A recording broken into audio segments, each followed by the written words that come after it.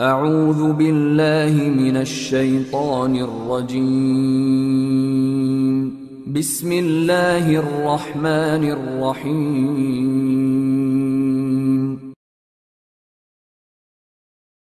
بسم الله والحمد لله والصلاة والسلام على رسول الله أما بعد. السلام عليكم ورحمة الله وبركاته.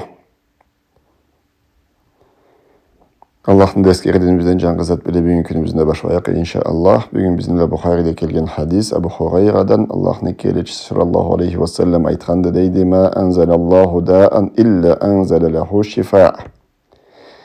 Allah subhanahu wa ta'ala avru aşır barandı.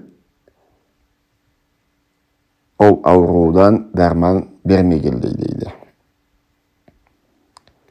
Dünya başında ne türlü avru var ise de o avrulardan barısından da derman vardı. Hem de bu hadisini demesinde başka versiyasında keledi.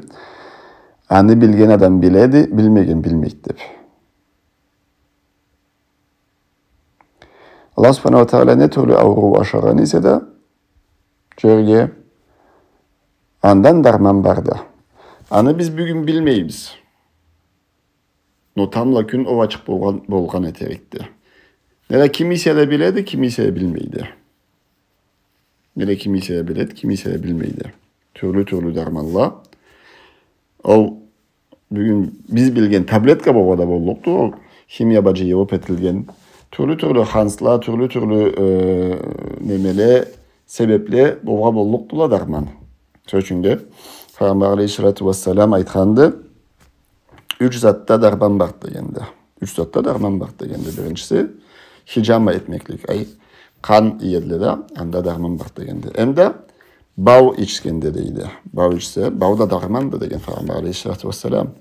Hem de otba küydürgendeydi. Otba küydürgende derman deydi.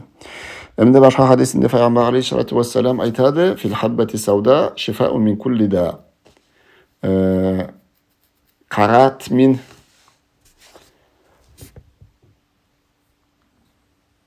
min deydi. Ne türlü avrudan da derman var deydi. Anı cavun içemise, anı kesin mi aşağıysa nemeçiklerin çöplüğün mü deyik. Alanı mı, uğurluğun mu aşağıysa o barısı da derman degen Peygamber aleyhissalatu vesselam. Ama barısı da dermanlallah. Ne türlü avru var ise de o avrudan ne avru olsa da derman vardı. Anı biz bilsek de bilmesek de. Allah subhanahu wa ta'ala'nın rahmetin kögüstedi. Bu hadis bizge birincisi. Avru igenimle avruba birge derman deygendi. Avruba birge derman deygendi. Kıyınlık ne yiyip koymayı. Kıyınlıktan kutkargan zatında Allah subhanahu wa ta'ala igendi. Anı biz bilirge de bollukbuz endi. Bilmezge de bollukbuz. Kaydan burun bilmegen zatımızını bugün bile barabız. Bugün bilmegen zatımızını da bizni ızımızdan kelgen ömürle inşallah bile barlıktıla. Wallahu a'lam. Subhanakallahumma ve bihamdik. Eşhedü en la ilahe illa ent. Estağfiruka ve etubu ileyk.